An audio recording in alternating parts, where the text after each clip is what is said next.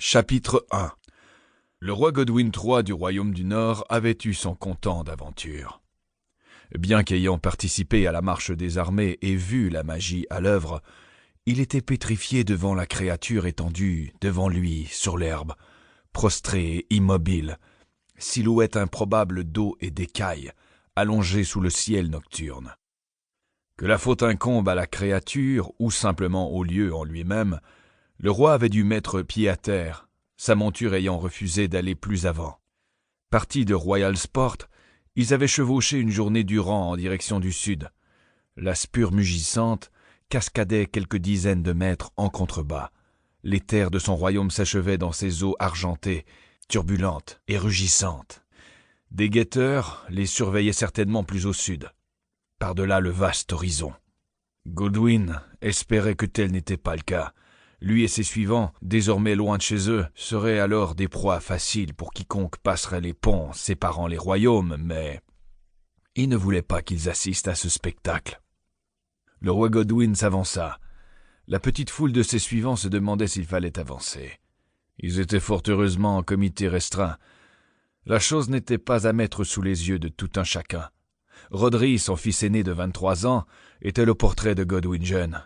Grand et bien bâti, cheveux blonds, héritage de sa défunte mère, rasé au niveau des tempes pour ne pas être gêné lors des combats à l'épée. Vars et Grieve, les frères de Rodri, étaient restés au château. Enfourcher une monture pour si peu n'était pas leur genre. Vars se plaindrait probablement du fait que le choix se soit porté sur Rodri. Vars, pas téméraire pour 2 sous, ne se serait jamais porté volontaire. Quant à Grieve, il devait être fourré dans ses livres à la bibliothèque. Ses filles auraient bien voulu venir. 2 d'entre elles, du moins. Erin, la Benjamine, aurait adoré partir à l'aventure. Nera aurait certainement voulu voir cette étrange créature, aurait certainement pleuré devant sa dépouille. Godwin sourit en songeant à sa gentillesse légendaire. Son sourire s'évanouit au souvenir de sa toux persistante. Sa maladie l'obligeait à garder la chambre. Lénore aurait probablement préféré rester au château, mais s'affairait aux préparatifs du mariage.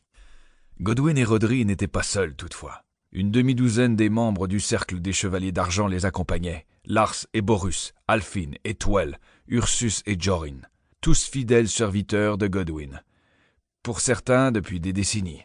Le fleuve miroitant faisait étinceler les armoiries de leurs armures, sans compter les villageois qui avaient découvert la créature et, juché sur un cheval malingre, la silhouette du sorcier drapé dans sa robe. « Grey !» lança le roi Godwin en faisant signe à l'homme d'avancer. Maître Grey s'approcha doucement en prenant appui sur sa canne. En d'autres circonstances, le roi Godwin se serait gaussé du contraste. Grey était mince, cheveux rasés, d'une pâleur de cire, affublé d'une robe blanc et or.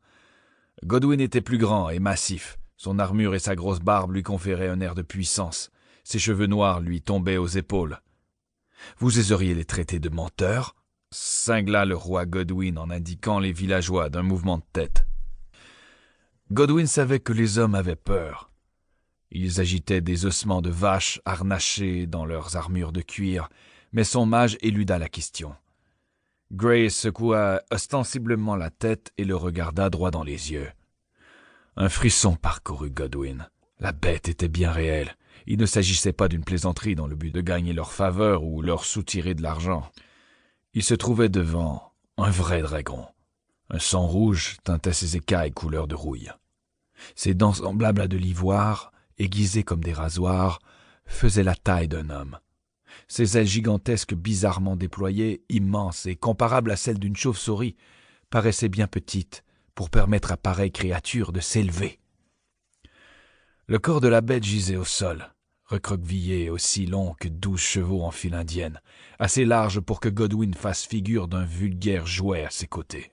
« C'est la première fois que j'en vois un », avoua le roi Godwin, en touchant la forme écailleuse. Pour continuer à écouter ce livre audio gratuitement, cliquez sur le lien dans la description et vous pourrez l'écouter en entier sans frais grâce à l'essai de 30 jours d'Audible.